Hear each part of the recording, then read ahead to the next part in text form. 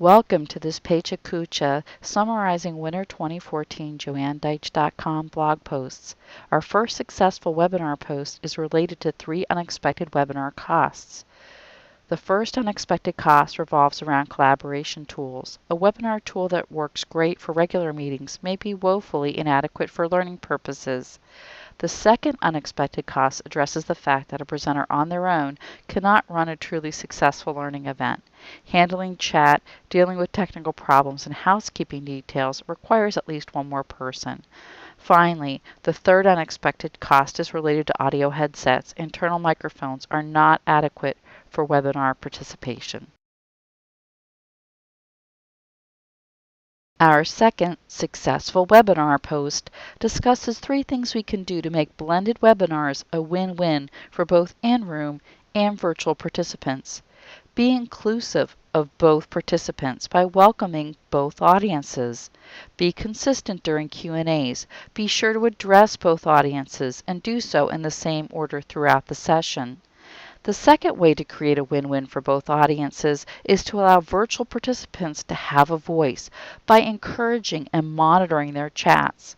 Finally, call your virtual participants by name when you need them to clarify a chat or answer a question. The last successful webinar post is a call to action, asking learning professionals to always include at least a second term when using the term e-learning. Rather than say the term by itself and hope our partner can fill in the blank correctly, try using phrases such as live or synchronous e-learning event or on-demand or asynchronous e-learning module.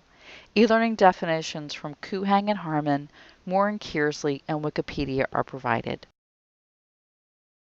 The first Learning and Development Best Practices post is related to the concept of partnership. Are our learning and development organizations simply order takers or true business partners? This post looks to the authors of the 60s methodology for an approach to start this transition from order taker to partner. The second Learning and Development Best Practices post describes the 3 benefits realized by being able to articulate our educational approach. Firstly, it allows us to define project success factors from a learning perspective. Secondly, it establishes our credibility as fellow professionals with our business partners. Finally, a shared approach allows us to communicate more clearly and understand shared guidelines when creating learning projects.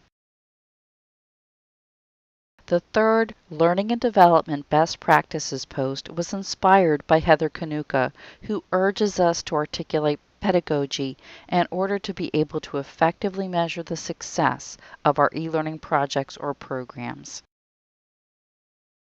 How many of us have taken or created e-learning solutions which are endured rather than enjoyed? In this first Learning and Development Food for Thought post, the enjoyment that can be found and created using the ApprenNet tool is discussed. Malcolm Knowles' works are examined to help provide insight into the educational value of this exciting new tool. In this second Learning and Development Food for Thought post, as well as the final blog of Winter 2014, a real-life example of the learning-doing gap is examined. The question of how effective formal versus informal learning are in closing this gap are discussed. It's a pretty cool story about my husband and speculates about why he still has all his fingers. Please hang out as we acknowledge the fine folks who made this video possible.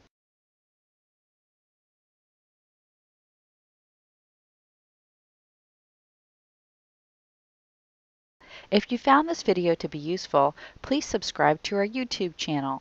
To find more content, please visit JoanneDeitch.com. Thanks for watching.